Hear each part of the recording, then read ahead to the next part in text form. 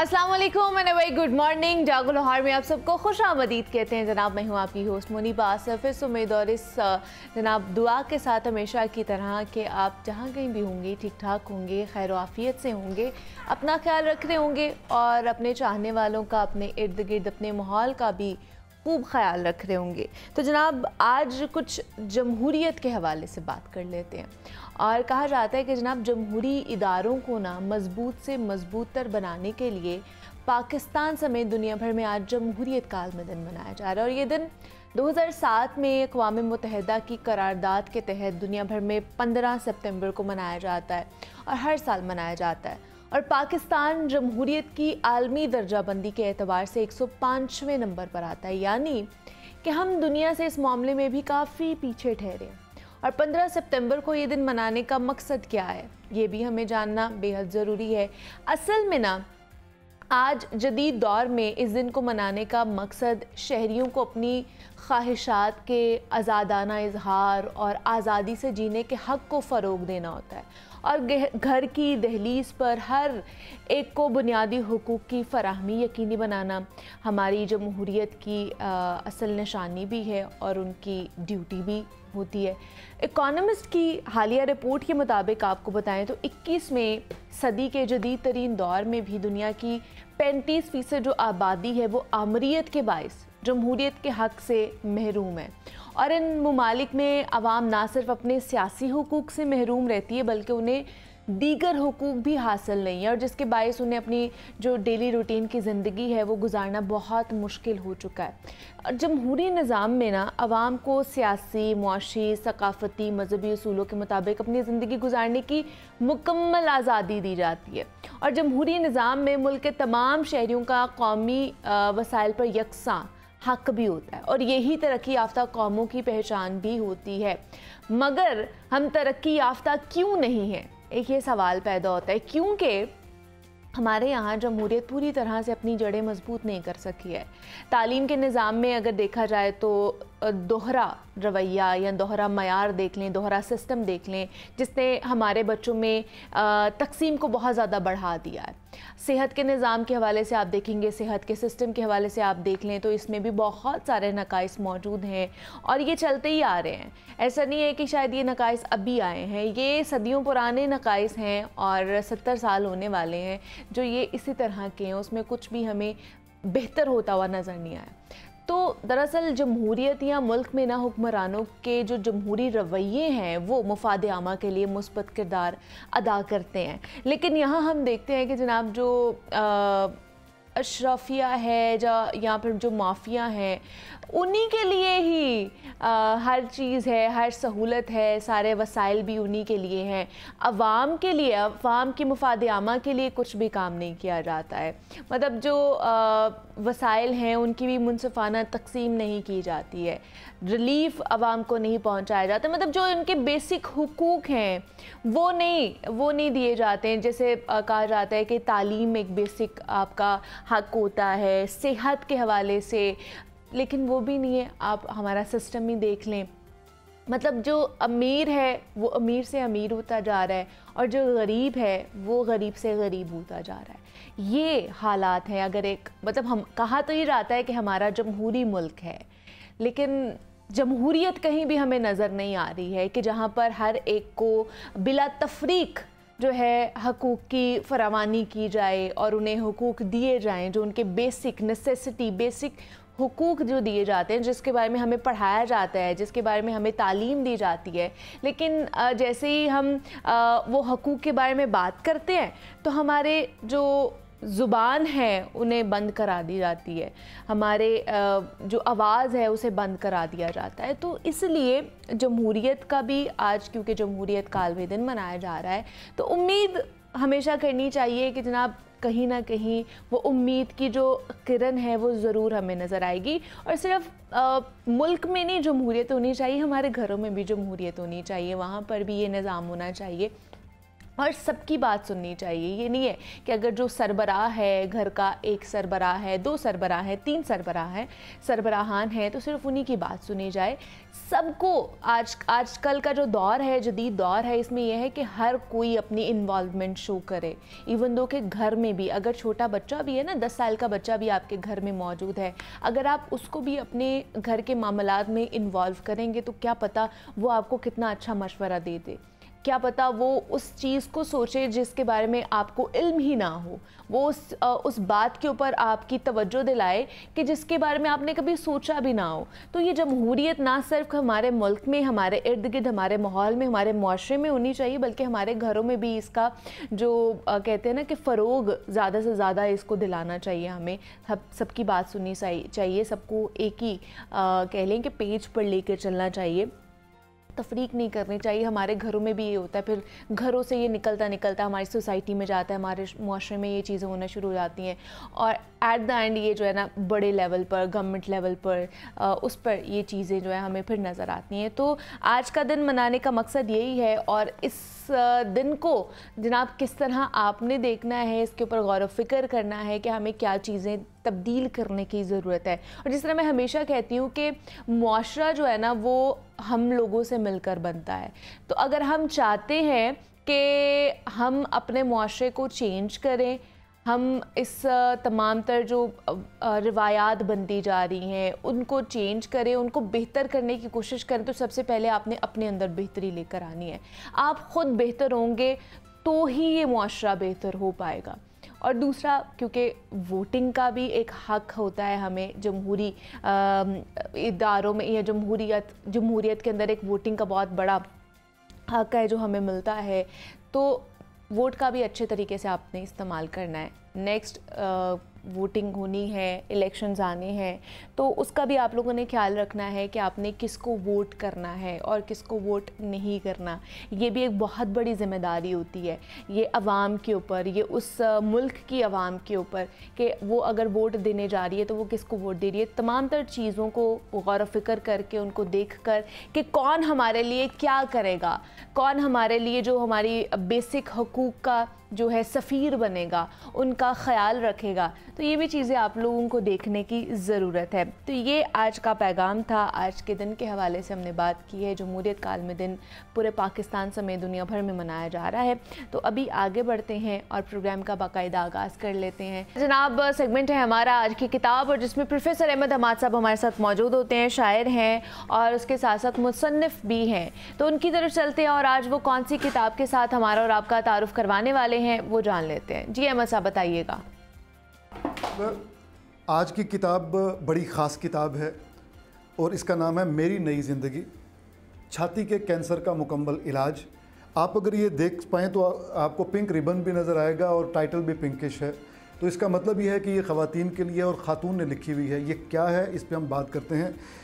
Book home ने इस किताब को शाया किया और लिखा है इस किताब को प्रोफेसर शमा सिकंदर ख़ान ने, जो साबका vice principal Bahria college Karachi, Islamabad से, इनका ताल्लुक़ इस्लामाबाद से है। हुआ ये कि ये ख़ातून ब्रेस्ट कैंसर का शिकार हो गई और इनके दाएं बाएं जो लोग थे उन्होंने ज़ाहिरा डरा रखा है कि कैंसर मोहलिक यानी हलाक कर देने वाला मर्ज़ है। कैंसर का शिकार होने वाला बंदा मौत से बच नहीं सकता, यही सारी दुनिया में मशहूर है। लेकिन इन्होंने क्या किया कि ये कैंसर का शिकार हुई, उसका इलाज किया, हर तरीके से इलाज किया, अल्लाह ने इनको शफा दी। जब ये शफायाब हो गई तो उन्होंने एक किताब लिखी। वो उनके लिए किताब लिखी कि जो खुदा न खास्ता बाद में इस मुज़ी मर्ज़ का शिकार हो जाएं, वो इस किताब से रहनुमाई हासिल करें और पैनिक ना हो, डरें ना, अल्लाह ताला की रहमत पे यकीन रखें, बल्कि ईमान रखें और इलाज करवाते रहें। इन्होंने इस किताब को 12 चैप्टर्स में तकसीम किया है। 8 चैप्टर्स तक इनकी अपनी कहानी चलती है मरहलावार। उनमें ज़ाहिर है इनकी जो कीमोज़ हुई हैं, कीमोथेरापी के सेशंस, वो 6 हुए हैं।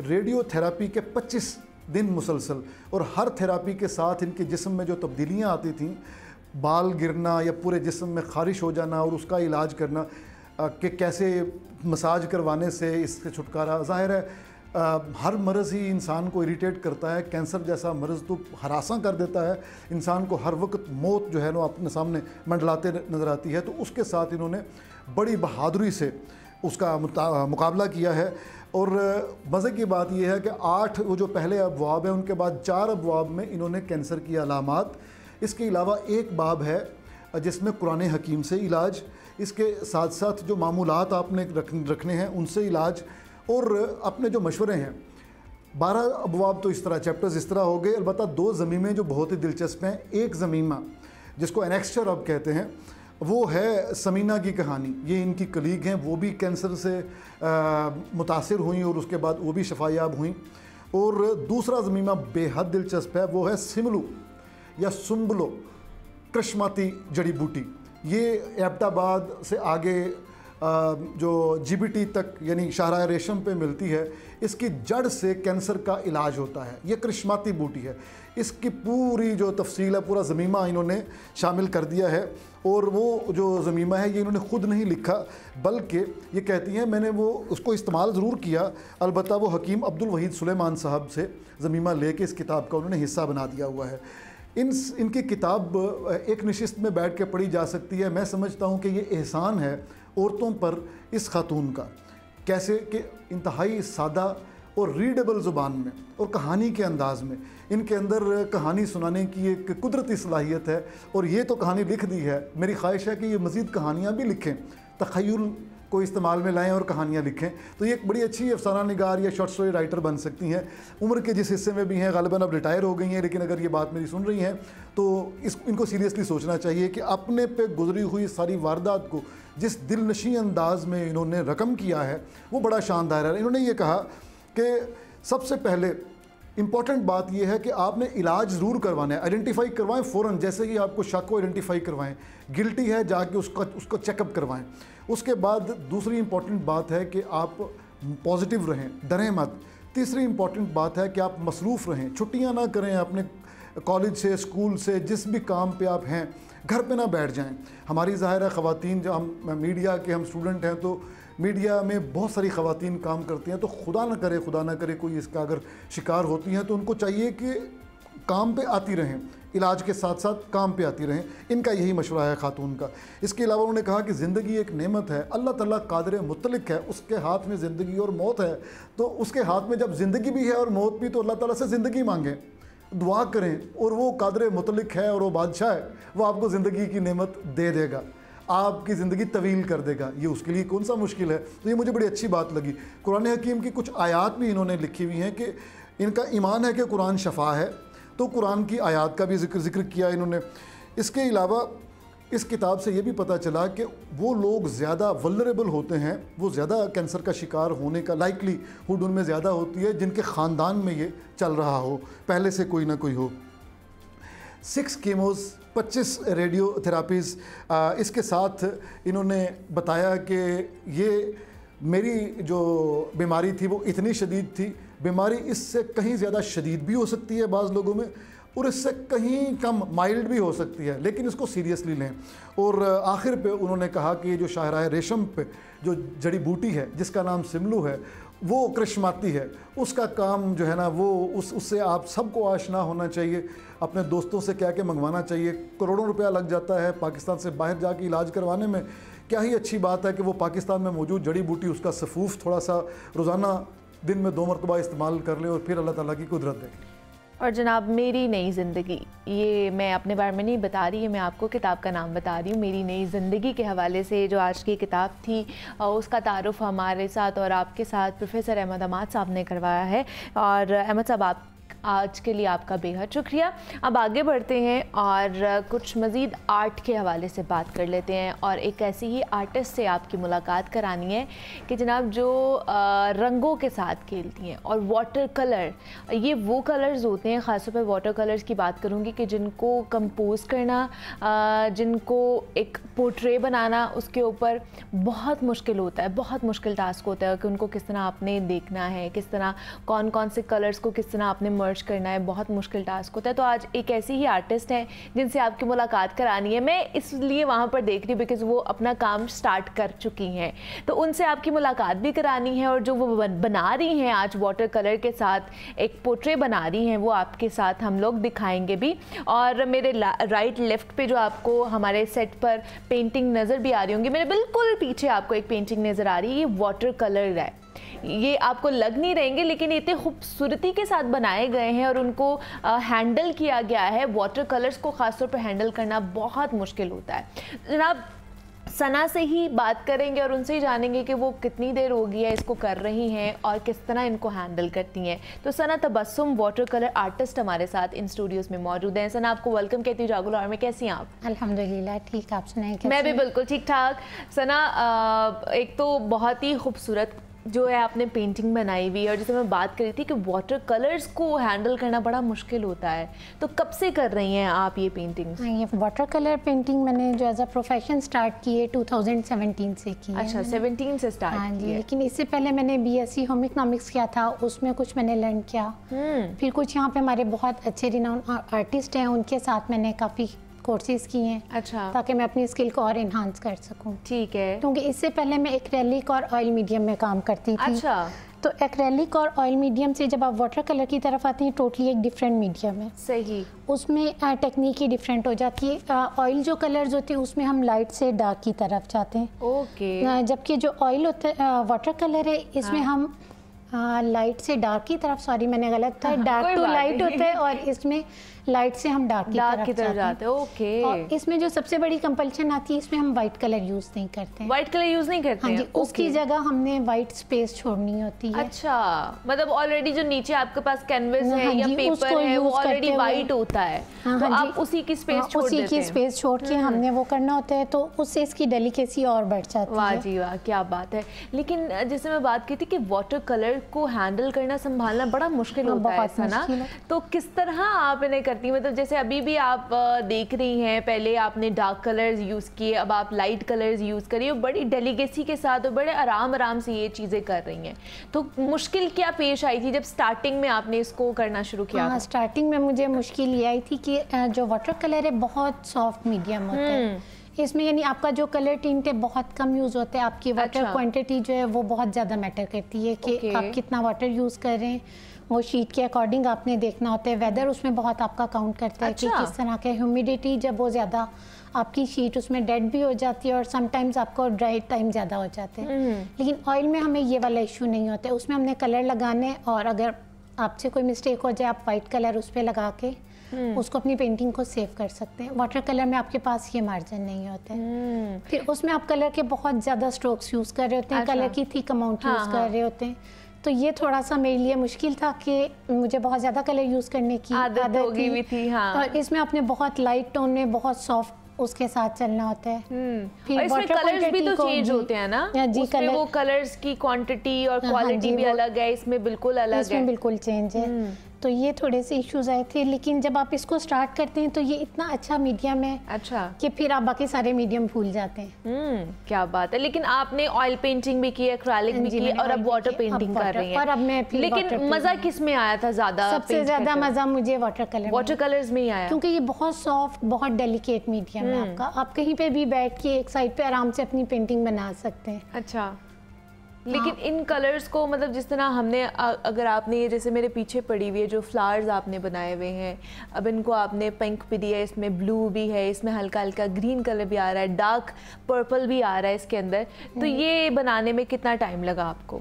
हाँ, ये आपके थीम पे डिपेंड करता है, क्योंकि वाटर कलर जो पेंटिंग है इसमें डिफरेंट टेक्निक्स हैं। वेट ऑन वेट है, वेट ऑन ड्राई है, अच्छा, स्ट्रोक्स हैं, वॉशेस हैं, कि आप कौन सी टेक्निक यूज़ कर रहे हैं उसके अकॉर्डिंग समटाइम्स आपकी 2 से 3 आवर्स भी लग जाते हैं, और समटाइम्स 2 से 3 डेज। अच्छा, और अभी जो आप बना रही है वो कौन सी टेक्निक के साथ बना रही है? वेट ऑन वेट बना रही हूँ जी। अच्छा, इसमें आप देखिए पहले मैंने पूरी शीट को वेट कर लिया है, और उसी पे फिर मैं कलर के वॉशेस लगा रही हूँ। अच्छा, और इसी को फिर हम ड्राई करके फर्दर अपना कंटिन्यू करेंगे। मतलब इससे पहले आपने इसके नीचे ऑलरेडी स्केचिंग की हुई थी कि क्या आपने बनानी है? वो हम लाइट सी स्केचिंग कर लेते हैं, ठीक है, ताकि हमें एक आइडिया हो कि हमारा जो बनी है पेंटिंग वो किस साइड पे हमने बनानी है। यानी एक होता है ना, आपने पूरा सीन अपना क्रिएट करना है, वो आपने किस तरह करना है, पेंटिंग की कंपोजिशन आपकी क्या हो, आपको ये आइडिया मिल जाता है। अच्छा, अगर मैं अभी आपसे ये कहूँ कि जितना भी आपने काम किया है, तो वो आप क्या दिखा सकती हैं हमारे कैमरा के अंदर? वो अभी नीचे बह तो नहीं जाएगा? हाँ, अगर अभी पॉसिबल है, क्योंकि हम दिखाना चाह रहे हैं अपने देखने वालों को कि कितना काम हो चुका है और उसके ऊपर मजीद कितना होने वाला है। इसको दिखाने के लिए हाँ, इसको इस तरह करके सामने आप इस कैमरा में दिखाएंगी और मैं चाहूँगी कि कैमरामैन जो है वो इसको थोड़ा सा यस ये अभी जनाब ये मैं स्टॉक्स लगे हैं नहीं हाँ, करूंगी क्योंकि वो नीचे से जो है ना वो बहना शुरू हो गया, तो अभी ये कुछ स्टॉक्स इसके लगे हैं और इसको वो दोबारा से जो है वो स्टार्ट करेंगी और ये जब पूरी कंप्लीट हो जाएगी साथ साथ हम बात भी करेंगे सना से और साथ साथ ये सना कंप्लीट करने की कोशिश भी करेंगी। तो सना फिर आपने इसको बाकायदा सीखा किसी इंस्टीट्यूशन से, कुछ लोगों से? हाँ जी, मेरी जो एजुकेशन है वो एग्रीकल्चर यूनिवर्सिटी फैसलाबाद से मैंने की। अच्छा, ठीक है। हाँ जी, तो इसमें मैंने बीएस किया था, उसके बाद फिर मैंने मास्टर जो है वो फूड एंड न्यूट्रिशन में किया था। साथ में एज अ न्यूट्रिशनिस्ट जो मेरा प्रोफेशन है वो क्लिनिकल न्यूट्रिशनिस्ट वो प्रोफेशन है और ये आपका पैशन है? मेरा पैशन है। क्या बात है, वाह जी वाह। और एज अ न्यूट्रिशनिस्ट भी हमने आपसे बात की थी और वो भी हमारे साथ बड़ा अच्छा सेगमेंट रहा था। तो आज हमने सना को एज अ आर्टिस्ट मद्दू किया है, एज अ आर्टिस्ट आपसे मिलवाने के लिए यहाँ पे बुलाया था कि आर्टिस्ट भी हैं और बड़ा ही खूबसूरत काम जनाब जो वो वाटर कलर के साथ करती हैं और आप देख रहे हैं कि किस तरह की टेक्निक इसमें है। एक ही टेक्निक होती है, आप अपने कलर को अपने अकॉर्डिंग जहाँ आप चाहते हैं उतना आप उसको मूव कर सकते हैं।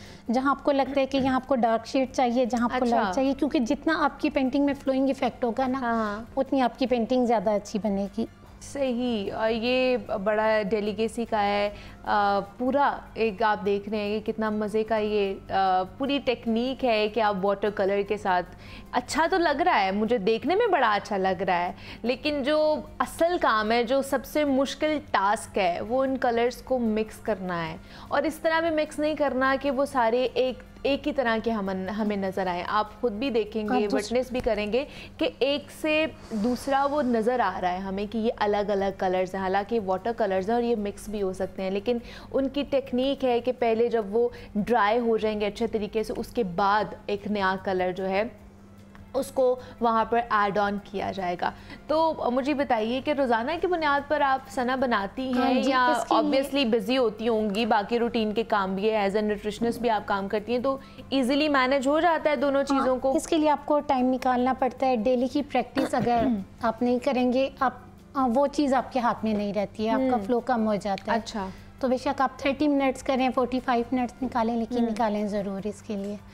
मतलब आप रोज़ाना आप करती हैं? हाँ, उसके लिए ये कि मैंने छोटे स्केच बुक्स रखी हुई हैं। अच्छा। और समटाइम्स क्लिनिक में मैं फ्री हूँ या घर में जब टाइम मिले तो उसी टाइम आप कर लेते हैं। और जब आप एक दफ़ा पेंटिंग स्टार्ट कर देते हैं आप इसके अंदर इतना इन्वॉल्व हो जाते हैं कि फिर आप कहीं से भी गुजर रहे हो, आपको कोई भी मंजर अच्छा लगे, कोई सीन अच्छा लग रहा है, आप इतना आपके हाथ में आ जाते हैं, आप उसको वहीं ड्रॉ करके थोड़ा बहुत कुछ ना कुछ बना लेते हैं।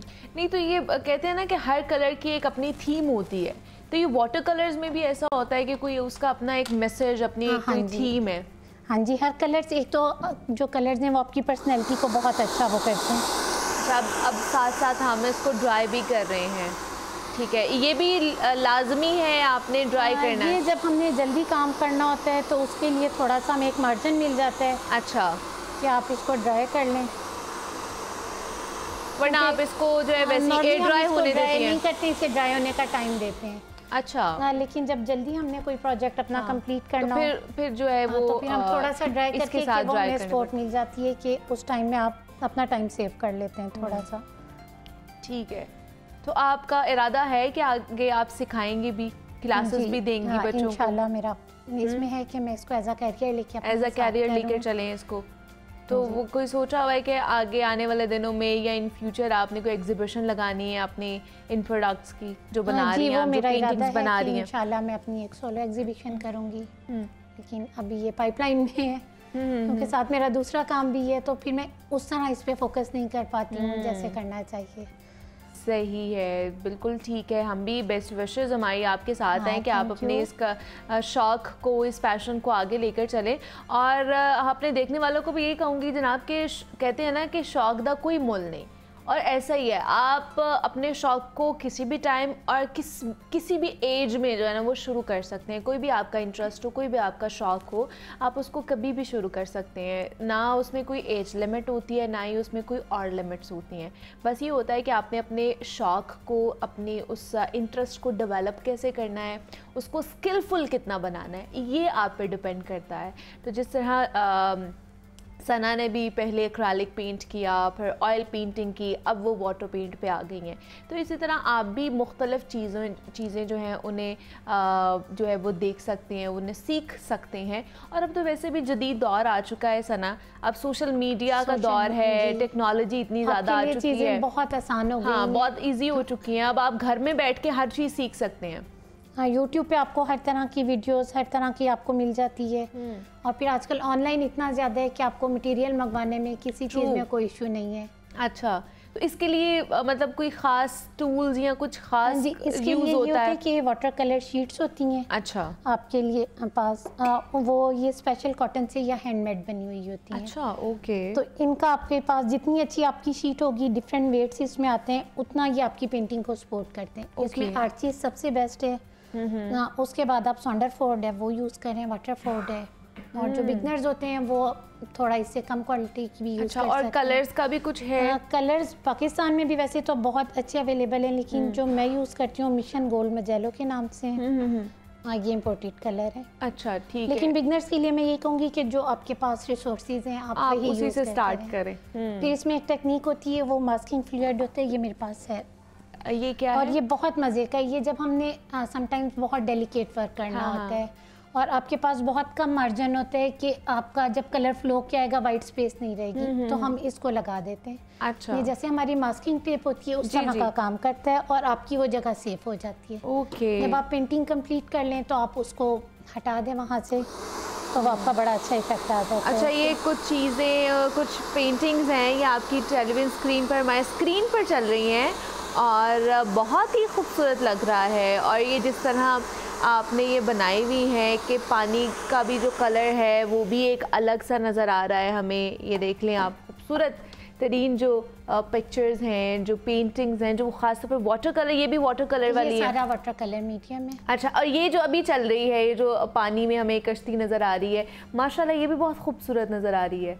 हाँ जी। तो ये इनको किस तरह मैनेज, मैं तो यही अभी तक सोच रही हूँ कि इनको मैनेज कितने अच्छे तरीके से आपने क्योंकि बहुत डेलिकेट मीडियम है, तो आपका जितना बड़ा प्रोजेक्ट होगा उतना ज़्यादा टाइम टेकिंग होता है। ओके। और जब आप एक दफ़ा इसमें इन्वॉल्व हो जाते हैं, ये इतने मज़े का मीडियम है कि फिर आप पूरी तरह आपको लगता है आप खुद उस सीन में चले गए और आप उसको क्रिएट कर रहे हैं। अच्छा। और सबसे जो मुझे इसकी अच्छी लगी, एक बहुत अच्छा स्ट्रेस रिलीवर है आपके लिए। आप स्ट्रेस में हो, थोड़ा सा एंजाइटी हो, आप पेंटिंग शुरू करें और आप इतना अच्छा फील करते हैं, कंफर्टेबल हो जाते हैं कि आपको किसी मेडिसिन, किसी थेरेपी की ज़रूरत नहीं रहती है। लेकिन एक आर्टिस्ट के लिए अपना तो सारा काम ही बहुत पसंदीदा उसका होता है, लेकिन आपको कोई एक ऐसी आपकी पेंटिंग जो आपको बहुत ज़्यादा पसंद हो, आपके दिल के पास हो? हाँ, वो मेरी फर्स्ट पेंटिंग थी, उसमें मैंने एक मस्जिद बनाई थी। उससे पहले मैं आर्किटेक्चर या लैंडस्केप नहीं करती थी। अच्छा। तो वो मैंने अपनी मदर के लिए बनाई थी और वो फुल शीट पे थी। वो मेरी बहुत फेवरेट पेंटिंग है। उसके बाद फिर मैंने फर्दर ये आर्किटेक्चर और सिटीस्केप शुरू किया। इससे पहले मैं सिर्फ फ्लावर्स या ये सीस्केप करती थी। सही। फिर मैंने लैंडस्केप और आर्किटेक्चर मैंने अभी स्टार्ट किया आपने। तो मतलब सोशल मीडिया पे जो है वो आप इसको सेल आउट भी करती हैं या नहीं? जी, उस पे मेरा इंस्टाग्राम पे मेरा अपना पेज है।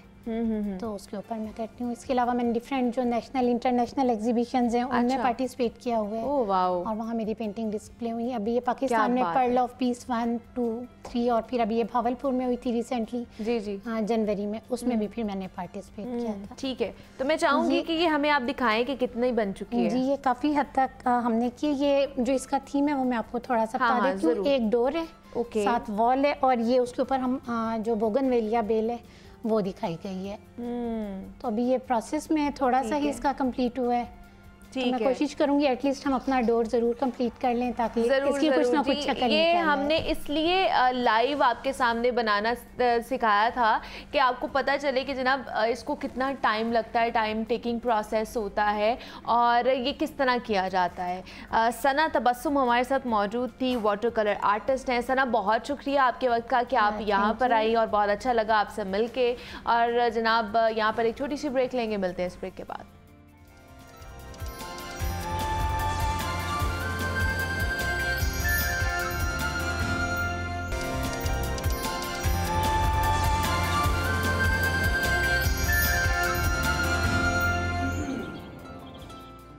वेलकम बैक टू जागो लाहौर। जनाब, अब कुछ बात कर लेते हैं ऑनलाइन जो फ्रॉड्स बहुत ज़्यादा होते जा रहे हैं उस हवाले से। एक तो ऑनलाइन फ्रॉड्स बहुत ज़्यादा होते जा रहे हैं, दूसरा ये कि जनाब हम किसी का भी अकाउंट बना लेते हैं, कोई भी यूट्यूब पर हम लोग उसके बारे में बात कर लेते हैं, कुछ भी कह देते हैं, कोई पकड़ने वाला नहीं है, कोई पूछने वाला नहीं है। शायद लॉज नहीं है, या अगर लॉज हैं तो इम्प्लीमेंटेशंस नहीं हो रही हैं, उसके ऊपर लोगों को पकड़ा जाता है तो उसके बाद उनकी बेल भी हो जाती है और ईजीली जनाब वो आराम से आके दोबारा से वही काम करना शुरू कर देते हैं, क्योंकि ये डिजिटल एरा है, नया दौर है, जदीद तरीन दौर शुरू हो चुका है, टेक्नोलॉजी का दौर है और इसमें टेक्नोलॉजी का मिसयूज़ बहुत ज़्यादा बढ़ता जा रहा है। जिस तरह इससे पहले भी हमने अपनी शो में ही आपसे बात भी की थी और पूरा शो भी इसके ऊपर किया था कि किस तरह एक पूरी मुहिम चल रही थी और लोगों को जनाब उसमें हरासमेंट का भी सामना करना पड़ता है, फ्रॉड्स भी हो रहे हैं, ऑनलाइन फ्रॉड किए जा रहे हैं, पैसे मांग लिए जाते हैं। और दूसरा एक मेरे साथ भी ये चीज़ हुई उस जिस पे हमने शो भी किया था कि जनाब मेरे नाम से जनाब कोई आपको करा रहा है, इंटर्नशिप करा रहा है, जिसके ऊपर फिर हमने सारा प्रोग्राम किया, वो देखा कि उसके ऊपर क्या क्या चार्जेस लग सकते हैं, कानूनी तकाजे हवाले उसके हवाले से क्या कहते हैं। तो आज हम उस हवाले से भी बात करेंगे कि अगर कोई आपके बारे में इस तरह का फ्लेयर तैयार करके सोशल मीडिया पर चला रहा होता है तो उस हवाले से क्या कार्रवाई हो सकती है, क्या जुर्माने हो सकते हैं, किस तरह की सज़ाएँ हो सकती हैं और आपको ख़ुद कितनी जिम्मेदारी का मुजाहिरा करना पड़ता है। तो आज ये तमाम तर जो चीज़ें हैं ना, इस हवाले से बात करने के लिए हमने बुलाया है आसिफ इकबाल साहब हैं, डेप्यूटी डायरेक्टर हैं CI साइबर क्राइम के हवाले से उनसे बात करेंगे कि कितने बढ़ते जा रहे हैं और क्यों बढ़ते जा रहे हैं। हमेशा हम इसके हवाले से आवाज़ उठाते हैं लेकिन ये कम क्यों नहीं हो रहे हैं। आसिफ साहब, आपको वेलकम कहती हूँ जागो लाहौर में, कैसे हैं आप? जी थैंक यू, बहुत शुक्रिया जी, अल्हम्दुलिल्लाह। आसिफ साहब, इतने ज़्यादा साइबर क्राइम्स केसेस आते हैं, आपके पास भी आते होंगे, मैं भी 2 केसेस आपके पास लेके आई थी, लेकिन कोई हल नहीं है इनका, क्यों नहीं है? मतलब चले हम तो हमें पता है कि इनके बारे में किस तरह हमने रिपोर्ट करना है, क्या नहीं करना, क्या नहीं करना, लेकिन जिन लोगों को पता ही नहीं है और उनके ख़िलाफ़ केसेस मतलब हरासमेंट हो रही होती है, इस तरह की सोशल मीडिया पर मुहिम चल रही होती है, वो बेचारे क्या करें? देखिए, इसमें सबसे बड़ा जो मुझे नज़र आया पिछले 10-15 साल में इस पे काम करते हुए, वो ये कि अवेयरनेस जो है ये मैसिव लेवल पे होनी चाहिए। जिस लेवल पे चल रही है इससे कहीं ज़्यादा होनी चाहिए। लोगों को इससे बचाना ज़रूरी है। अच्छा। और मुझे आपसे डिस्कस पहले भी होता रहा कि मुझे इस चीज़ में बात करने में कोई आर नहीं कि अगर देखें, अगर तो हमारा ट्रायल जल्दी हो जाए अदालतों के अंदर, अच्छा, इन्वेस्टिगेशन टाइमली कंप्लीट हो जाए और उसको with in a year trial complete होके सजा हो जाए तो 3 साल की सजा भी बहुत है किसी भी क्राइम की। बिल्कुल ऐसी है, हाँ जी, सजाएं हो रही हैं। हाँ। लेकिन जहां पे ट्रायल 10-10 साल किसी भी वजह से लटका हुआ हो, वहां पे तो 3 साल की सजा कुछ नहीं है। और फिर अनटिल अनलेस अब मैं आपको एक चीज बताता हूं कि जी 2019 के बाद फाइनेंशियल क्राइम, साइबर क्राइम के पास रिपोर्ट होने वाला सबसे बड़ा क्राइम था। अच्छा। 2019 से पहले ये नहीं था इतना ज्यादा, सोशल मीडिया का क्राइम था। अच्छा, जब फाइनेंशियल क्राइम, ये बैंकिंग क्राइम की तरफ जब रुझान ज्यादा हुआ तो फौरी तौर के ऊपर उस पर लेजिस्लेशन होनी चाहिए, उस पर कानून बनना चाहिए, यानी बनना चाहिए या उसके ऊपर जो कानून ऑलरेडी बना हुआ है उसमें सजाएं ज्यादा होनी चाहिए, अमेंडमेंट कर ले, अमेंडमेंट होनी चाहिए। डेटरेंस जब तक नहीं होगी तब अब आप एक बंदे को एफर्ट करके पकड़ के लेके आते हैं, पूरे के पूरे गैंग्स हैं जो ऑपरेट कर रहे हैं, बिल्कुल ऐसे ही, ठीक हाँ है जी।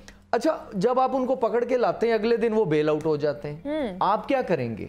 और आपने तो हमने तो ड्यूटी करनी है ना, साइबर क्राइम तो कर रहा है। लेकिन आसिफ साहब, इसमें मैं एक ये चीज़ ऐड ऑन करना चाहूँगी। अगर हम ये सवाल करते हैं ना अदलिया से या उनके लोगों से, तो वो कहते हैं जी उनका केस इतना स्ट्रांग नहीं होता, इन्वेस्टिगेशन अच्छे तरीके से नहीं की गई होती है, इसकी वजह से उनको बेल मिल जाती है। देखिए, इन्वेस्टिगेशन मैं अदलिया को भी इसमें बिल्कुल वो नहीं करूँगा।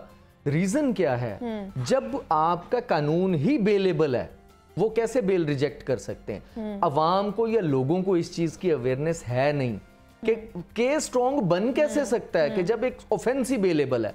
आप 420 लगा देते हैं उसका, पीपीसी का, साइबर क्राइम का, आप 13-14 सेक्शन लगा देते हैं, उसकी 3 साल की सजा है। अच्छा। और वो सारे बेलेबल हैं। अच्छा। आप किस तरह से उसको बांध सकते हैं कानून के शिकंजे के अंदर के, जब ऑफेंसेस ही बेलेबल हैं। सही। जब आपकी पूरी इकोनॉमी, आपकी मैसिव लेवल पे ये फ्रॉड शुरू हो गया, क्यों नहीं उसके ऊपर कानून साजी की जाती और उसकी सजा बढ़ाई जाती, उसको नॉन बेलेबल, उसको इस लेवल पे करें कि अगर किसी बंदे को आप लॉ एनफोर्सिंग एजेंसी, पुलिस है, एफआई है, कोई भी, अगर आप उसको पकड़ के कानून के शिकंजे में लेके आते हैं, वो 4 दिन जेल में रहे, उसको पता हो कि मैंने बाहर नहीं आना, आइंदा छोड़ेगा भी ये काम और यानी वो रिकवरी भी देगा। हाँ। जब उसको पता है अगले दिन उसने बाहर आ जाना और सारे का सारा मलबा लॉ एनफोर्सिंग एजेंसीज या अदालतों के ऊपर पड़ जाता है, तो इसलिए इसके ऊपर लेजिस्लेशन, ये बात नहीं करते, हम सब ने अपनी नौकरी बचानी होती है। हम बोल नहीं सकते, लेकिन मुझे लगता है कि किसी ना किसी दिन मुझे इसकी कुर्बानी देनी पड़ेगी। लेकिन मैं बोलूंगा, ये कहूंगा कि ये इसके ऊपर जब तक लेजिस्लेशन नहीं होती, कानून सख्त नहीं होते, लॉ एनफोर्सिंग एजेंसीज कुछ नहीं कर सकती। हाँ, लेकिन आज भी कहीं ना कहीं से हमारे लीगल के जो ऑफिसर्स हैं या इन्वेस्टिगेशन ऑफिसर्स हैं, वो कहीं ना कहीं से कानून का सहारा लेके लोगों की रिकवरीज हम लोग करवाते हैं। जितनी हमारी कोशिश होती है कि हम लोग कोशिश करते हैं, और अदालतें भी उसमें पूरे का पूरा जितना आपके कुशन में रह के ताउन हो सकता है वो लोग करते हैं। लेकिन प्रॉपर लेजिस्लेशंस जब तक नहीं होती तब तक इसका कोई हल नहीं निकलेगा। और अवेयरनेस के दूसरा ये है कि लोगों को हम बताएं कि अगर आपको कोई लिंक आता है, अच्छा। बैंक की तरफ से कॉल आती है कि जी ये आपका अकाउंट एक्सपायर हो रहा है, इसको अपडेट करना है, इस लिंक पे क्लिक करें, सो मच सो बैंक के हेल्पलाइन से कॉल आ जाती है। अच्छा। यानी वो यूएन नंबर होता है 111, ये उस पे भी आपने उस लिंक को क्लिक नहीं करना। ये लोग अपने दिमाग में बिठा लें, आपका अकाउंट बंद, वो कहते हैं ना, हम कर देते हैं, हम आपको बोले कर दें, क्योंकि बैंक कभी भी आपको फोन करके नहीं बोलेगा कि आपका अकाउंट बैंक को बंद हो रहा है। देखिए, हेल्पलाइन नंबर होता है कॉल रिसीव करने के लिए। एग्जैक्टली, करने के लिए नहीं है। अब सिंपल सी चीज है ना, कॉल का हेल्पलाइन नंबर से कहां कॉल आती है? क्या रेलवे के हेल्पलाइन नंबर से कॉल आती है आपको? नहीं, ये तो कॉमन सेंस है कि जब हम कॉल करते हैं तो कभी किसी ने कॉल बैक की है हमारी हेल्पलाइन नंबर से? नहीं हो सकता ना, तो कह रही हूँ ना। अच्छा, ये कभी देखें, आप फैमिली के साथ बैठे हैं, आप परेशान हैं, आप खाना खा रहे हैं, आप हॉस्पिटल में, तो आप कहीं ना कहीं ट्रैप हो जाते हैं। ये इंसान है ना, गलती का पुतला है। बट जब आपने उसके दिमाग में बिठाया होगा इसी तरह से अवेयरनेस का, अगर ये प्रोग्राम किसी ने देख लिया, वो नहीं करेगा। ये ज्यादा से ज्यादा होने चाहिए। हमें सबको अपना किरदार अदा करना होगा, इसको बचाना लोगों को जरूरी है कि लिंक पे क्लिक आजकल लिंक के जरिए किया जा रहा है। यानी आपका अकाउंट जो है उसकी एक्सेस ले ली जाती है एक लिंक भेज के। अच्छा। और लोग कहते हैं जी बैंक की हेल्पलाइन का नंबर आया था। हेल्पलाइन का भी नंबर आ जाए, ये एक सॉफ्टवेयर, एक नहीं कई सॉफ्टवेयर्स हैं जिनके जरिए कॉलर आईडी स्पूफिंग यानी आपका कोई भी नंबर उसमें ऐड कर दें, वो जाएगा जी रिसीवर के पास कि ये इस नंबर से कॉल आ रही है, मुझे मेरे नंबर से भी कॉल आ सकती है। तो इसलिए वो नंबर स्पूफ किया जाता है। बंदा समझता है जी ये बैंक का नंबर है, वो हेल्पलाइन समझ के वो सारी इंफॉर्मेशन दे। पढ़े लिखे लोग ये दे देते हैं सिर्फ इसलिए कि उन्होंने ये चीज सुनी नहीं होती, उन्हें अवेयरनेस नहीं होती है। अच्छा, ये तो ये चीज़ है ना। दूसरा मुझे ये बताइए कि अब जैसे मैं बात करूँ कि टेक्नोलॉजी का दौर है, सिर्फ साहब, हर किसी के पास ये मोबाइल फ़ोन है, ये डिवाइस हर किसी के हाथ में है। एक फ़ेक न्यूज़ सर्कुलेट कर दी जाती है, जिस तरह मेरे भी एक फ़ेक न्यूज़ पिछले दिन हुई, उस पर हमने जैन से भी बात की, जैन कुरैशी से, कि जनाब एक फ्लेयर बनाया गया और उसके ऊपर मेरी पिक्चर लगाएगी और उसके ऊपर लिखा गया कि जी हम आपको इंटर्नशिप कराएंगे, मीडिया स्टडीज़ पढ़ाएंगे और ये सारा कुछ कराएंगे। वो फिर हमने पूरा उस बंदे से बात की और उससे सारे बात की। अब ये जो इस तरह की फेक न्यूज़ फैलाई जाती हैं, इसका हल क्या है और दुनिया इससे किस तरह निमट रही है? देखिए, ये हमारा थर्ड वर्ल्ड कंट्रीज जो है ना, इनका ये मसला है मेनली। हमारे यहाँ पे फेक न्यूज़ के हवाले से, फेक न्यूज़ जब से सोशल मीडिया आया तब से मसला ही है। हमें इसमें भी एजुकेशन की ज़्यादा ज़रूरत है कि हम लोगों को बताएं कि आपको आजकल जी फलां के घर छापा पड़ गया, इतनी करेंसी निकल और वो मतलब हमने शेयर करना शुरू करते हैं। और इसी तरह से किसी के भी हवाले से 5000 के करेंसी नोट का आजकल सोशल मीडिया पे कि बैन हो गया, वो बैन नहीं हुआ, बस एक किसी ने खबर चला दी और वो चल रही है। अच्छा, कभी कभी सोशल मीडिया पे मैं आपको बताऊं, एक किटन रेप का पाकिस्तान में स्कैंडल आया था जी, वो हुआ, उसको जब देखा वो भी फेक था और लोग ज़हनी मरीज हो गए कि यार इतना जुल्म। आपने शेयर नहीं करनी चीज अनटिल अनलेस उस पे इंक्वायरी ना हो। यार 2 दिन तो सब्र कर लें, सिर्फ 2 दिन वेट कर लें या 1 दिन वेट कर लें, आपके सामने आ जाएगा कि असल में न्यूज क्या थी। लेकिन उसको रोके कैसे? वो तो आग की तरह फैल जाती है पूरे सोशल मीडिया। हमारी वजह से फैलती है ना, रोबोट्स तो नहीं है जो उसको शेयर करते हैं, हम ही करते हैं। हमें कुछ थोड़ी सी वैसे अकल करनी चाहिए, हमें थोड़ा सा एजुकेट होना पड़ेगा, हमें as a responsible citizen behave करना होगा। कुछ ऐसी चीजें होती हैं जिसका हमारे मुल्क को नुकसान होता है, हम उसको भी शेयर करते हैं, एक खबर आ जाए। और दूसरा, इसमें सजा के हवाले से जो आप बात कर रही हैं, अगर तो इसकी भी 3 साल की सजा है, और ये वो ऑफेंस है जिसमें पाकिस्तान में सबसे पहले सजा हुई। वैसे फाइनेंशियल क्राइम से ज्यादा ये जो क्राइम है, इसमें इन्वेस्टिगेशन भी आसान है, अच्छा, टाइम भी बहुत ज्यादा नहीं लगता उस हवाले से। और दूसरी चीज ये है कि जो बंदा इसमें मुलविस होता है, सबसे पहली जो पाकिस्तान में सजा हुई थी साइबर क्राइम एक्ट आने के बाद, वो इसी में हुई थी कि किसी के बारे में आप ऐसी खबर की तशहीर कर देते हैं कि जो फेक होती है, झूठ पर मबनी होती है। तो ये कि इसमें सजाएं भी हो रही हैं। हम थोड़ा सा मसला कहाँ पे आ रहा है कि हम बता नहीं पाते, हमारी रिप्रेजेंटेशन नहीं है, हम बताएं कि इसमें कितनी सजाएं हो रही हैं। सैकड़ों सजाएं ऐसी हैं जो अदालतों के जरिए इन्वेस्टिगेशन के थ्रू साइबर क्राइम विंग करवा रहा है, लेकिन उसका लोगों को पता नहीं है। वो अगर फैक्ट्स आ जाए ना टीवी के ऊपर, सोशल मीडिया के ऊपर, तो लोगों को पता चलेगा कि इसमें सजा हो रही है, फिर शायद उसकी वजह से हम रुक जाएं, लोग रुक जाएं। तो फिर आज बता दें हमें कि मैक्सिमम कितने केसेस आ जाते हैं 1 महीने में, खासतौर पे ये फेक न्यूज़ के हवाले से आपके पास? देखें, केसेस बहुत ज़्यादा। अच्छा, केसेस का आप ये देखिए कि सब कॉन्टिनेंट में वैसे तो ये क्राइम सबसे ज़्यादा है, लेकिन पाकिस्तान के अंदर मेरे पास वो एनालिसिस नहीं है, लेकिन मेरी अपनी असेसमेंट है कि मेरा ख्याल है कि 25 to 30% सिर्फ ये केसेस हैं कि जिसमें हम किसी को ख़राब या ख्वार करने के लिए हम उसकी फेक प्रोफाइल बना दी, उसकी तस्वीर ओरिजिनल पिक्चर लगा दी, उसकी फैमिली की फोटो लगा दी, या उसके बिजनेस के हवाले से।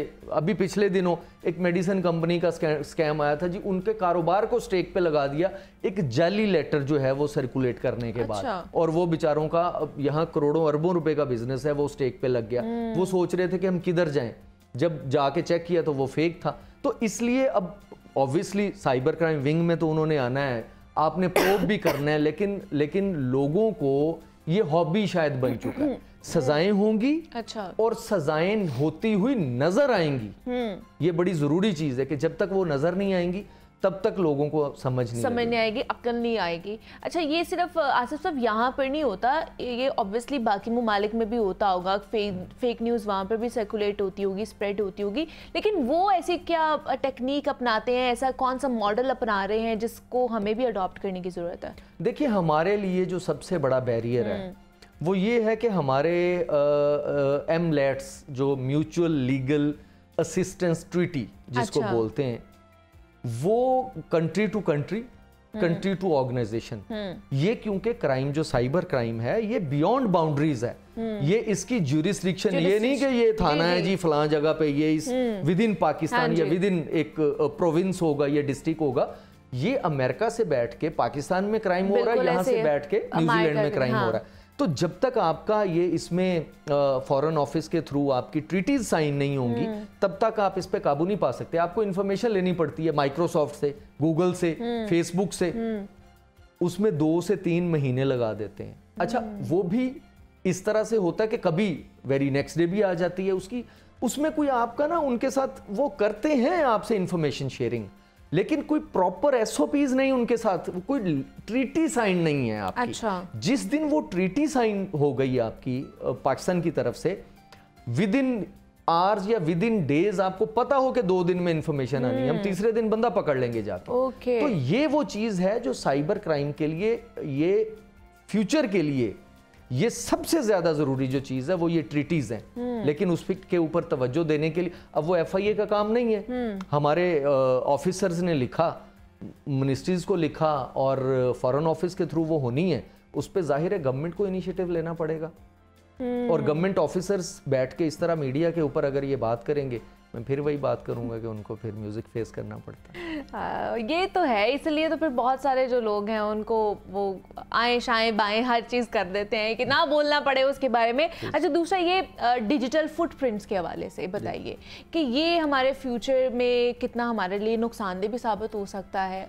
इवन दो कि हम मतलब अगर मेरा भी बन जाता है तो मुझे नहीं पता वो कहाँ बना है, किसने बनाया, क्या नहीं बना, तो उसके हवाले से क्या हो सकता है? देखिए, डिजिटल फुटप्रिंट्स जो है ना, ये नुकसानदेह कभी हो ही नहीं सकता। ये वो चीज है कि जो डिजिटल एविडेंस की मैनिपुलेशन हो सकती है, लेकिन हर बंदा नहीं कर सकता। इसके जरिए आप क्रिमिनल को पकड़ सकते हैं, इसके जरिए आप हर उस इलीगल चीज को पकड़ सकते हैं कि जो यहाँ पे हो रही है। अब एक चीज इसमें मैं आपको बताऊं कि सिलिकॉन के थंब बना लिए जाते हैं। वो कहते हैं जी वो उसके ऊपर सिम्स एक्टिव हो गई और आपका तो थंब लगा हुआ है। अब इंसान थंब नहीं लगाता। मेरा अगर कहीं से लेके किसी ने सिलिकॉन लगा दिया, हाँ, लेकिन उसका हल है ना, आप उसको पल्स रीडेबल बनाए मशीन्स को। अच्छा, वो वहां पे फारिग हो जाएगा। ओके, ठीक है। अगर मेरा थंब वहां लगेगा जहां पे पल्स भी मशीन को पल्स भी रीड, वहां पे वो सिलिकॉन का। लेकिन हमारे यहाँ पे सिस्टम्स इस तरह के हैं, दुनिया कहाँ से कहाँ पहुंच जाती है, हम अभी पीछे चल रहे होते हैं। तो कुछ जहाँ पे मैनिपुलेशन हो सकती है वो पकड़ी जाती है। जब आप फोरेंसिक्स करते हैं ना, हमारे साइबर क्राइम विंग के पास अल्हम्दुलिल्लाह वो टूल्स हैं, वो सॉफ्टवेयर्स हैं जो पूरी दुनिया उनको, FBI भी वही यूज कर रही है। मतलब FTK है या इस तरह के जो टूल्स हैं, जो सॉफ्टवेयर्स हैं इसके फोरेंसिक्स के, उसमें मैनिपुलेशन हो नहीं सकती। अगर होगी तो वो भी निकाल के दे देता। लेकिन जिस तरह अगर हमने कहीं बाहर वीजा के लिए अप्लाई करना होता है, कोई बाहर इंटरनेशनल जॉब के लिए अप्लाई, वो भी तो ये चीजें देखते हैं ना फिर? जी ऑब्वियसली देखते हैं, लेकिन वही चीज है ना कि आपका जो इंफ्रास्ट्रक्चर है अब बेहतर से बेहतर होता जा रहा है, चीजें नादरा के साथ कनेक्ट होती जा रही हैं। ये जो डिजिटल वर्ल्ड है ना, इसमें साइबर सिक्योरिटी ये बहुत अहम चीज है। हमें यहाँ पे हम ये सोच रहे हैं कि आगे मेटावर्स, अगर मेटावर्स का दौर आता है, यानी मैं यहाँ पे बैठा हूँ, मैं ग्लासेस लगा के और शॉपिंग कर रहा हूँ जाके किसी भी शॉपिंग मॉल के अंदर, तो ये जो हमारे बच्चों को ट्रैप करते हैं लोग मोबाइल के ऊपर, जब मेटावर्स टेक्नोलॉजी आएगी तो बच्चा अपने ड्राइंग रूम में बैठा है या अपने कहीं प्राइवेट जगह पे बैठा है, वो ऐसे ही लग रहा है जैसे फिजिकली किसी के साथ मीटअप कर रहा है। तो क्या उस बच्चे को पढ़ाना या एजुकेट करना जरूरी नहीं है? वो हम नहीं कर रहे। ये जो है ना साइबर क्राइम या इसको सोशल मीडिया का क्राइम या जो डिजिटल क्राइम है, ये बच्चों को, अपनी नई नस्ल को अगर हमने बचाना है ना, तो इनको स्कूल से पढ़ाना पड़ेगा। मैं आपको बता रहा हूँ, वरना इतना डिजास्टर मुझे नजर आ रहा है। वजह ये है कि हम लोग रोज बैठ के देखते हैं कि बच्चे, फीमेल्स कैसे ट्रैप होते हैं, कैसे इसमें अवेयरनेस का मैसिव लेवल पे कैंपेन चलाने की तो वो सिर्फ स्कूल लेवल से हो सकती है। आपने जो हमारे सिलेबस हैं उसके अंदर एटलीस्ट ये डाल दें कि सोशल मीडिया का इस्तेमाल कैसे करना है, ये जो नई टेक्नोलॉजी आ रही है उसका इस्तेमाल हम लोगों ने किस तरह करना है, इसके एडवांटेजेस क्या हो सकते हैं और डिसएडवांटेजेस क्या हो सकते हैं। तो मेरे ख्याल से ये चीज़ें बताना बेहद ज़रूरी है। अच्छा, दूसरा सोशल मीडिया प्रोफाइलिंग के हवाले से मैं बताइए, क्या वो भी हमारे काम आ सकती है और उसको भी कर सकते हैं हम? ऑब्वियसली प्रोफाइलिंग जो है, देखें ये इतना बड़ा सब्जेक्ट है जो आपने अभी चीज पूछी है कि इसमें आपको विजिलेंस करने के लिए ना आपको बंदे लगाने पड़ते हैं किसी पे। अगर एजेंसीज की से लेके एक किसी बच्चे या बच्ची की शादी तक की बात चले जाए, प्रोफाइलिंग करते हैं ना लोग, पता करते हैं हाँ, कि पीछे क्या है, क्या सारा है। कुछ अच्छा, पहले देखे ना कि आपको टाइम लगता था, आप देखते थे, आप लोगों से पूछना, वही ना पूछ-गिछ करना। अब आप दो प्रोफाइल्स निकालें आपको सब, और हम देखे ना, हमने अब खुद को भी वल्नरेबल कर लिया। हम ये feeling excited, feeling emotional with 99 others, with 9 तो मतलब चेक्ड इनटू खाने कौन सा खाना। तो अब हम इसमें ना, मैं अक्सर बच्चों को कहता होता हूँ, कॉलेज या यूनिवर्सिटी में कहीं लेक्चर के लिए जाएं, तो यार ये इन कुछ ऐसे फीचर्स होते हैं जिनको यूज ना करें। अच्छा, ठीक आप है। खुद को आपने, अच्छा उसमें ये कि ये कजन है, ये फैमिली मेंबर्स की ऑप्शन आ गई आजकल। जी। आप अपनी फैमिली को क्यों एक्सपोज करते हैं उन लोगों के, उन 5000 लोगों के सामने जो पता नहीं कौन कौन आपने फ्रेंड्स बनाए हुए हैं। आप ना ऐड करें। मैंने भी लगाया था कजन, ब्रदर, सिस्टर, मैंने ख़त्म कर दिया। मुझे पता चला कि यार अगर कोई आपका फ्रेंड ऐड होता है वो तो मेरी फैमिली तक पहुंच जाएगा, उसको पता है ये इसका बच्चा है, ये बच्ची है, ये बीवी है, ये तो ये कुछ फीचर्स हैं जिनको हमने यूज़ नहीं करना। तो प्रोफाइलिंग आपका मुखालिफ है। मैं आपको यहाँ पे एक चीज़ बताऊँ, हम बाहर गए, वहाँ पे प्रोफाइलिंग की हमारी असाइनमेंट हो गई। अच्छा। अब वहाँ पे जो इंडियंस थे, जाहिर है पूरी दुनिया को पता हमारा उनके साथ, मेरी प्रोफाइलिंग उन्होंने 1 मिनट में कर ली, और वो जो उनका था बंदा, अच्छा। उसकी प्रोफाइलिंग नेट पे उसका मटेरियल ही नहीं था, उसके लिए हमें बहुत ज्यादा एफर्ट करनी पड़ी। तो ये चीजें हैं कि मतलब आप खुद को एक्सपोज करते हैं ना, कि मतलब फिंगर टिप्स पे वो आपको मतलब आपकी इंफॉर्मेशन निकाल सकते हैं कि आप कहाँ से ताल्लुक रखते हैं, आपके साथ लिंक्ड अप कितने लोग हैं। जी बिल्कुल ऐसा ही है। तो ये सोशल मीडिया जो है, ये हमने बताना क्या है, हमने इसके ऊपर बहुत सारे ऐसे नए यंगस्टर्स हैं, मैंने देखा है, मुझे खुशी होती है उनको देख के कि वो टाइम वेस्ट नहीं करते, वो पैसा कमाते हैं सोशल मीडिया के जरिए, मीडिया के जरिए। वो एक तो इंफॉर्मेशन अच्छी, और दूसरा ये कि इसके जरिए अर्निंग करते हैं, अपने घर चलाते हैं।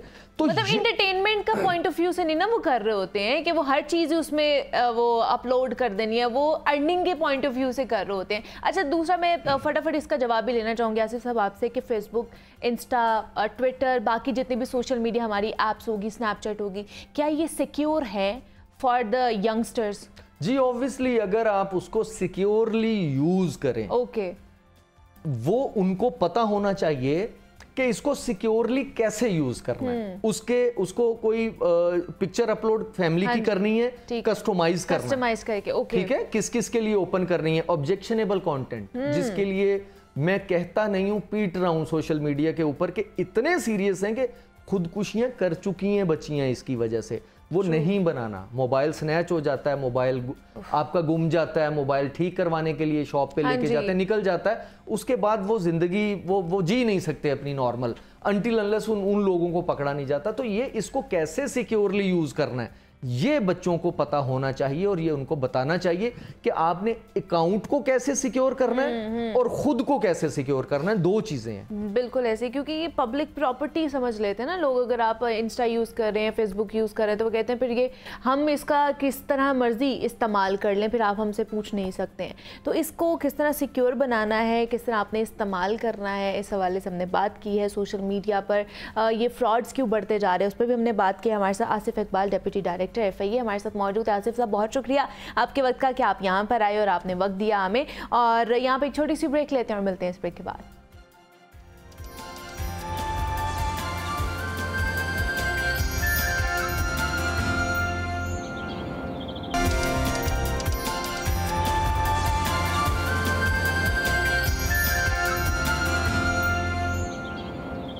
वेलकम बैक टू जागो लाहौर। जनाब ब्रेक से वापस आ चुके हैं और अब कुछ बात करनी है हमने अपने प्यारे इस्लाम के हवाले से, क्योंकि जुम्मे का मुबारक दिन है और आज हमारी यही कोशिश होती है कि कोई एक नया ऐसा टॉपिक लेकर आया जाए जिसके ऊपर हम रोशनी डालें, और ख़ास तौर पर कि दीन इस्लाम हमें उस हवाले से क्या तालीमात देता है, हजूर पाक सल्लल्लाहु अलैहि वसल्लम की ज़िंदगी से हमें उस हवाले से क्या तालीमात मिलती है, क्या रोशनी मिलती है। तो आज हमने विरासत के हवाले से बात करनी है कि विरासत में किसका कितना हिस्सा होता है, बेटियों के हवाले से क्या कहा जाता है, बेटों की विरासत के हवाले से क्या कहा जाता है।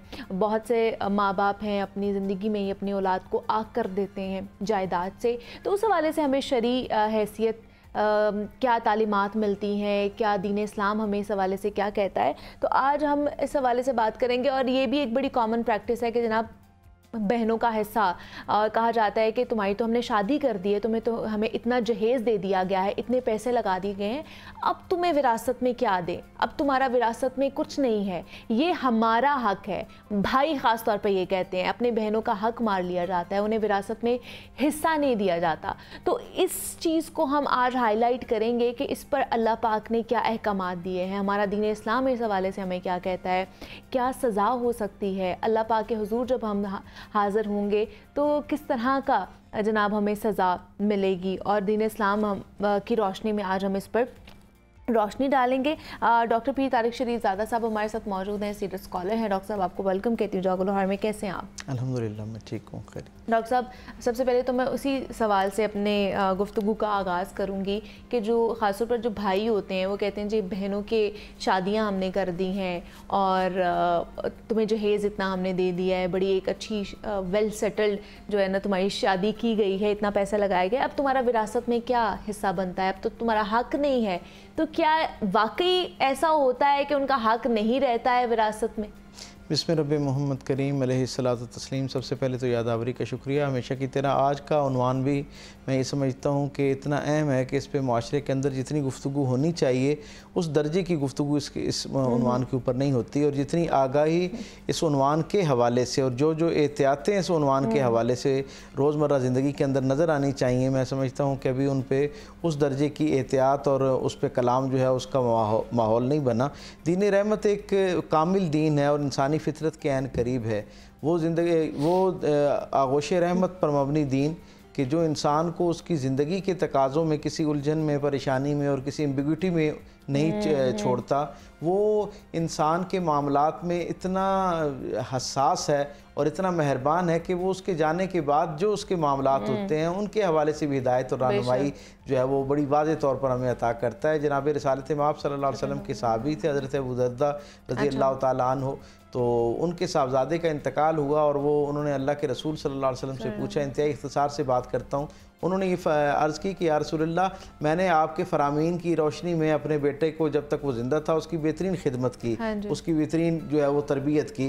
अब जब वो दुनिया से चला गया है तो क्या जाने के बाद भी कोई ऐसी ज़िम्मेदारियाँ मुझ पर हैं जो मुझे अदा करनी हैं उसके जाने के बाद? तो अल्लाह के रसूल सल्लल्लाहु अलैहि वसल्लम ने फरमाया कि जब बंदा दुनिया से चला जाता है उसके बाद जाने वाले के अपने वरसा के ऊपर 5 हुकूक बाकी रह जाते हैं। अच्छा। और वो उन्होंने कहा या रसूलल्लाह वो कौन से हैं? तो हुजूर ने फरमाया कि पहला हक़ ये है कि उसकी तजीज़ व तकफ़ीन का बंदोबस्त किया जाए, उस पर सलात कायम की जाए। अच्छा। सलात कायम करने का मतलब ये कि उसके लिए नमाज जनाजा का एहतमाम करना, और उसके ज़ैल में ये बताया गया कि नमाज जनाजा के साथ साथ उसकी तजीज़ व तकफ़ीन और उसके अहबाब को बर वक्त इत्तला करना कि वो दुनिया से चला गया है, ये भी उसके हुकूक में गोया वरसा पर शामिल होने इसका एहतमाम करना चाहिए।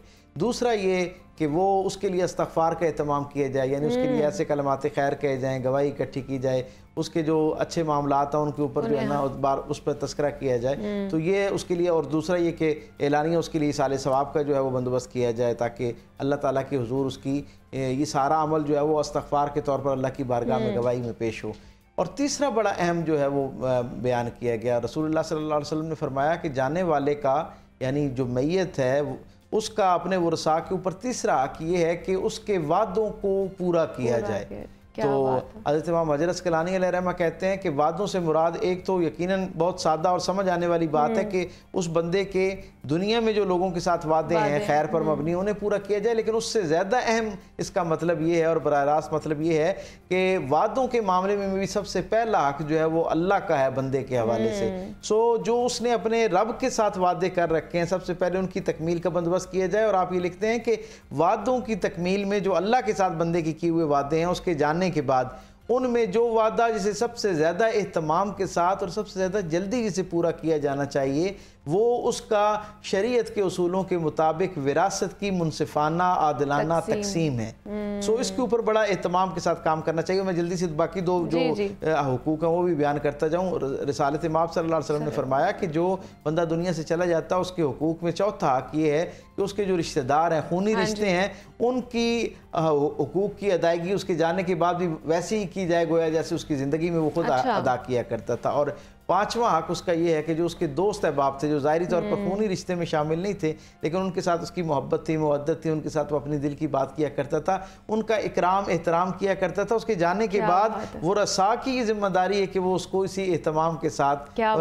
उसके वो जो इख्तियारी रिश्ते हैं, एक तो खूनी रिश्ते हैं ना, एक इख्तियारी रिश्ते हैं उनका उसी अंदाज में जो है ना वो एहतमाम किया जाए और इकराम किया जाए, और उन्हें वो कमी महसूस ना होने दी जाए, न रिश्तेदारों को जो खूनी रिश्ते में उसके साथ मुंसलिक थे, ना उसके दोस्त अहबाब को कि वो शख्स जिससे हमारा रिश्ता था वो दुनिया से चला गया। गोया इस्लाम एक खूबसूरत रिवायत की हौसला अफजाई करता है कि एक शख्स का अगर अपने गिरदो पेश में लोगों के साथ मोहब्बत का ताल्लुक मौजूद है तो फिर उसके जो वरसा हैं वो बाकी लेगेसीज के साथ साथ उसका नाम और शोहरत, उसके वसाइल असबाब को इस्तेमाल करने के साथ साथ उसके जो मोहब्बत करने वाले लोगों के साथ खैर पर मबनी जज्बात थे उनको भी जो है वो जारी रखा जाए। सो जहाँ तक विरासत की बात है तो हमें ये अंदाज़ा होना चाहिए रसूलुल्लाह सल्लल्लाहु अलैहि वसल्लम का लाया हुआ दीन, दीन रहमत जो है ये इंसानी तारीख़ में पहला निज़ाम है जिसने बाज़ाब्ता तौर पर जाने के बाद बंदे की जो कुछ उसका तर्का है, यानी जो कुछ उसने दुनिया में छोड़ा होता है, उसके हवाले से इतनी तफसील से हिदायत और रहनुमाई अता की। और मैं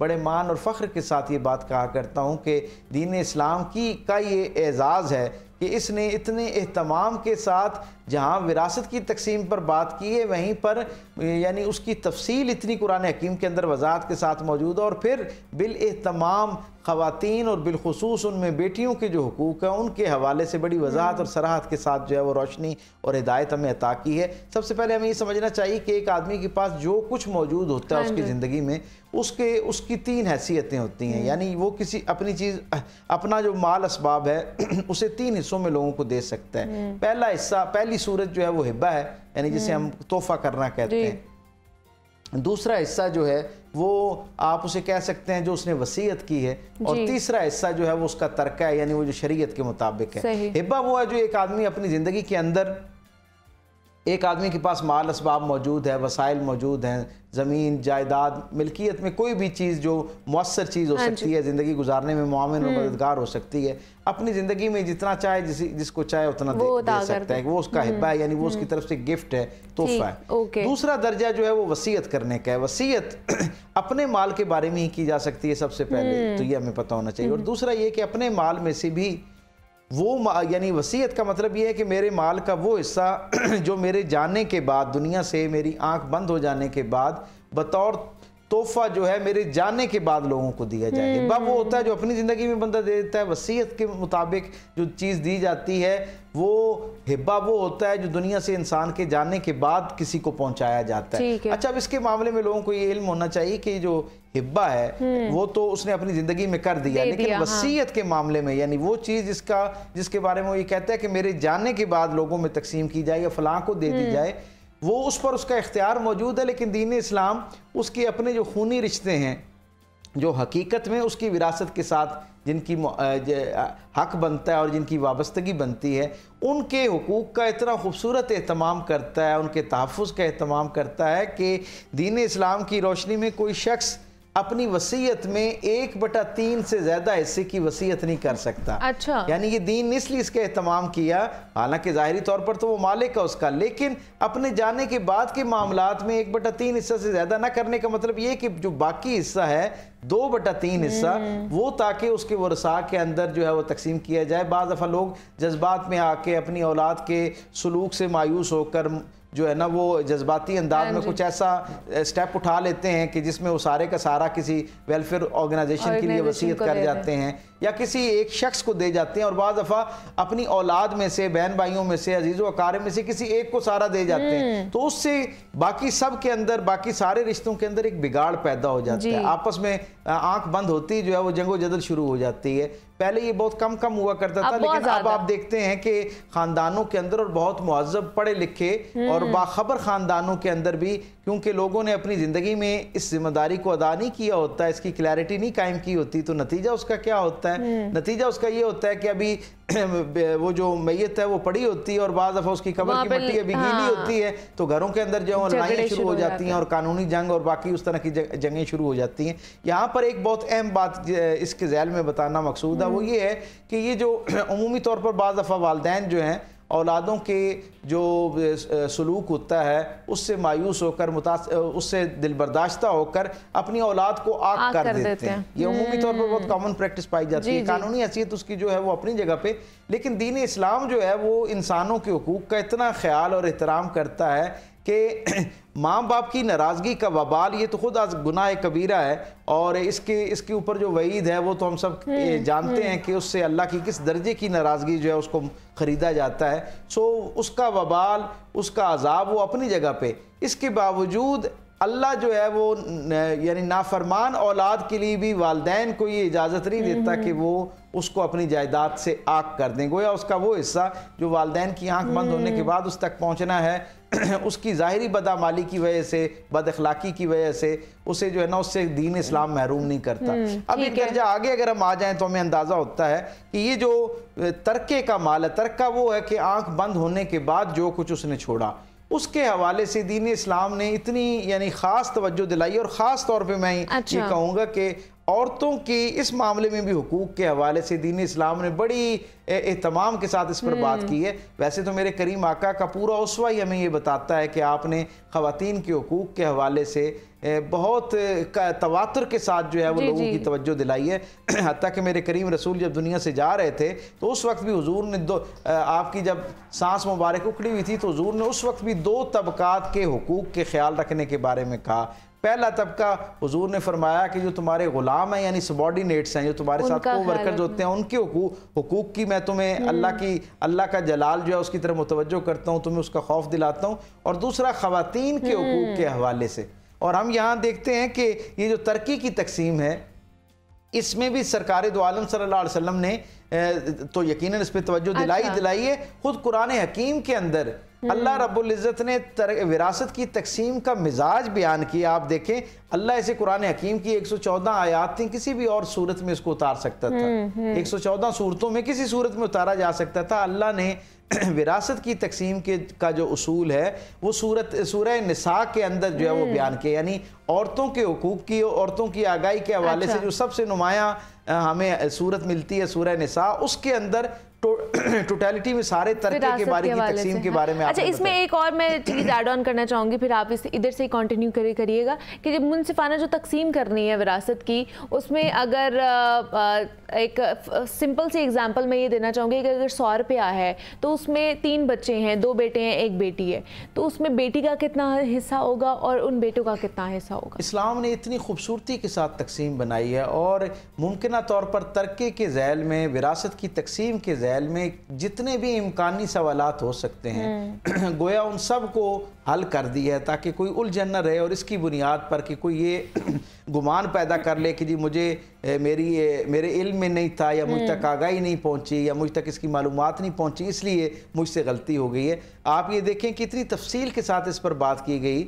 एक बहुत सादा सा उसूल ज़हन में रखें कि जो आदमी दुनिया से जाता है उसका जो तरका है उसके अगर 2 हिस्से किए जाए तो बेटे को जो है वो 2 हिस्से मिलेंगे और उसके मुकाबले में बेटी को 1 हिस्सा मिलेगा। यानी अगर किसी की 2 बेटियां हैं यानी उसके जाने के बाद दुनिया में 2 बेटियां उसकी मौजूद हैं और 1 बेटा मौजूद है, तो उनकी जायदाद को 2 हिस्सों में तकसीम किया जाएगा और 1 हिस्सा जो वो बेटे को चला जाएगा और 1 हिस्सा जो होगा उसे बेटियों में दोनों में बराबर तकसीम कर दिया जाएगा। इसी तरह दीन रहमत ने जहाँ बेटियों की शक्ल में औरतों के हुकूक का तहफ़्फ़ुज़ किया और इस हवाले से बिलखुसूस एहतमाम किया कि विरासत में उनका हिस्सा कायम रहे, बिल्कुल इसी तरह बेवा के लिए जो है वो भी विरासत के अंदर जो है वो हिस्सा मौजूद है। अब हमारा अलमिया ये है, बड़े दुख के साथ और बहुत शर्मिंदगी के साथ ये बात कहना पड़ती है कि ज़ाहिरी तौर पर इतनी अवेयरनेस आ जाने के बावजूद, आगाही आ जाने के बावजूद हमारे मुआशरे का इस वक्त तक भी हाल ये है कि विरासत की तकसीम का जब मामला आता है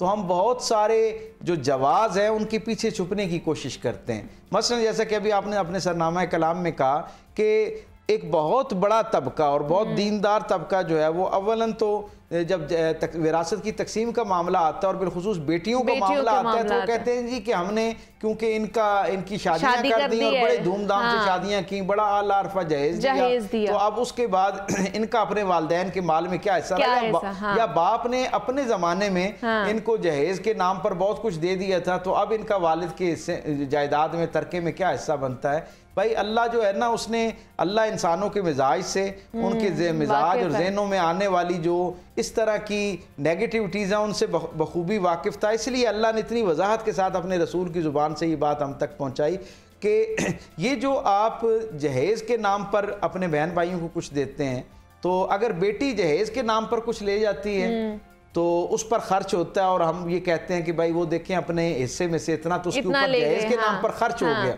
तो भाई दूसरी तरफ वो जो बेटा है उसकी तालीम के नाम पर, उसके मकान के नाम पर, खुद उसकी शादी के नाम पर जो कुछ उसमें तकसीम हुआ है, खर्च किया गया, क्या उसको भी जहेज में से विरासत में से निकाल दिया जाता है? वो नहीं निकाला जाता। और इस रिश्ते को, ये जो बहन और भाई का रिश्ता है, इसे इतना इस मामले में एक्सप्लॉइट किया जाता है, शायद ही किसी और मामले में एक्सप्लॉइट किया जाता है। और हम देखते हैं कि मुआशरे का आलम ये है, मुआशरे के हालात ये है कि जैसे ही वालिदैन फौत होते हैं तो एक माहौल बना दिया जाता है कि भाई अब आपका इस घर के साथ वो रिश्ता नहीं रहा क्योंकि आपके वालिद नहीं है, इतना जज्बाती कर दिया जाता है, सेंटिमेंटल कर दिया जाता है कि मजबूरन तकल्लुफन जो है वो बहनों को अपने रिश्ते, अपने जो इस मोहब्बत वाले रिश्तों को बचाने के लिए, उस घर से अपनी जो वाबस्तगी उसको मुस्तहकम करने के लिए जायदाद में, इमलाक में जो उसका हिस्सा होता है उसकी कुर्बानी देना पड़ती है। हालांकि दीन रहमत का तकाजा तो ये है कि सबसे पहले एहतमाम के साथ ये जो निस्बतन मुआशरे के ज़्यादा बावकार और खामोश तबकात हैं, इनमें पहले तकसीम किया जाए। मैं तो ये कहूँगी कि जहेज की जगह आप अपनी बहनों को वो हक दे दें।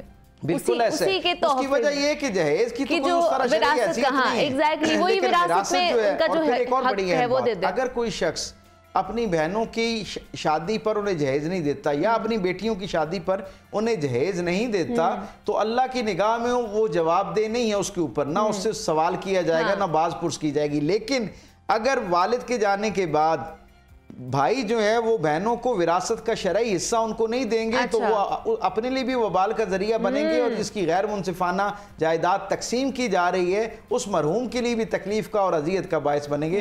आप इससे अंदाजा लगाइए ना, अल्लाह के रसूल सल्लल्लाहु अलैहि वसल्लम ने फरमाया कि जो शख्स किसी की विरासत जो है उसका हिस्सा खाता है तो वो गोया कितने भाई खा जाते हैं। अल्लाह रब्बुल इज्जत की जो है ना खुशनुदी जो है उसको, नाराजगी को अपने लिए मोल लेता है, और वो अपने लिए जहन्नुम में, जन्नत के अंदर जो हिस्सा मौजूद होता है उसको खा जाता है। यानी इससे अंदाजा लगाइए कि ये कितनी बड़ी महरूमी का बायस हो सकता है। जैसे आप ये देखिए मुआशरे में बहनों के साथ तो ये इस्तेसाल का मामला है ही है, आप ये देखें बेवाओं के साथ भी बड़ा इस्तेसाल जी जी बिल्कुल ऐसे। हम देखते हैं कि वालदा को बुजुर्गी का नाम दे के कि जी अब आप बेवा हो गई हैं, बच्चे जवान हैं और बच्चों के आगे बच्चे हो गए हैं, तो वो सारा माहौल ऐसा बना दिया जाता है कि उस बेवा को जिसने एक बहुत तवील रफाकत गुजारी होती है अपने शौहर के साथ, उससे ये कहा जाता है कि जी अब आपकी सारी जिम्मेदारी तो हम पर है, तो हम आपकी हर तरह की ज़रूरतों का ख्याल रखेंगे, आप अपना हिस्सा जो है वो हमें दे दें या फलाह भाई को दे दें या फलाह में तकसीम कर दें। अल्लाह रब्बुल इज़्ज़त क्योंकि जानता है कि एक ज़माना ऐसा आने वाला है जब